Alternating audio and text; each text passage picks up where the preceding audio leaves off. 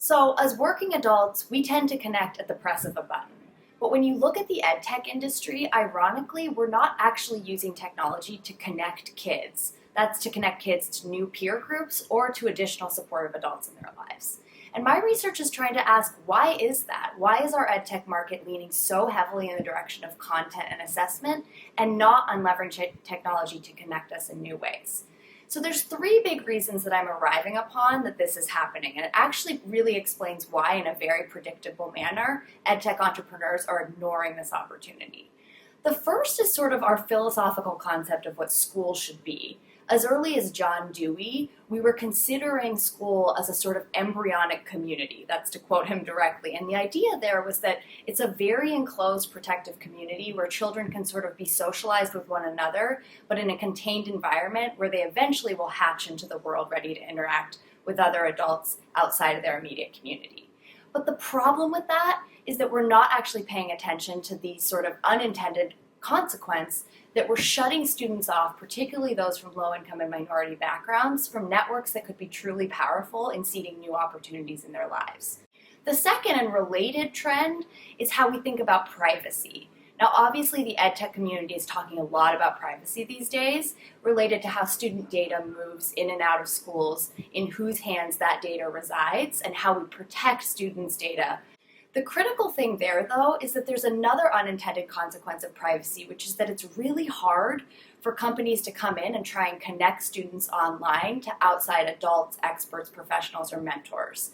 There are companies out there trying to connect kids to mentors, but they have to do it as asynchronous, anonymous interactions. And that's happening because the way we've set up privacy laws, we want to protect students from outside adults.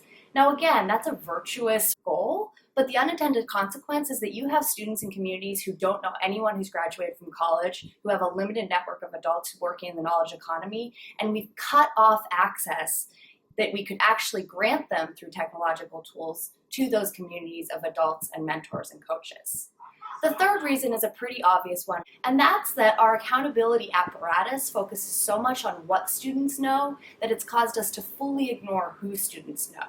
And the edtech market, very logically, is responding to those incentives. So even though we have technological tools as simple as email, as sophisticated as video chat and artificial intelligence, we're not actually incentivized from a market supply side perspective to build tools that connect students. We're incentivized to sort of focus exclusively on what they know.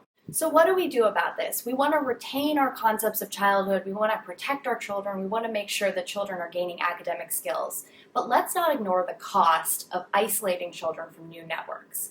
To solve this, schools need to start to think about ways they can open up their environments instead of close them off. That may be creating more opportunities to bring experts into classroom, funding more mentoring and coaching programs, and really expanding students' access to peer groups beyond their community.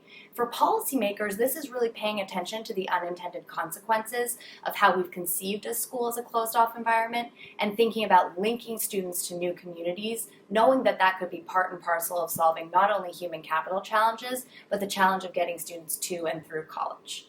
Again, I think that this is a crucial gap in the market if we're actually trying to solve for opportunity gaps, given that we know what you know matters, but who you know matters as well.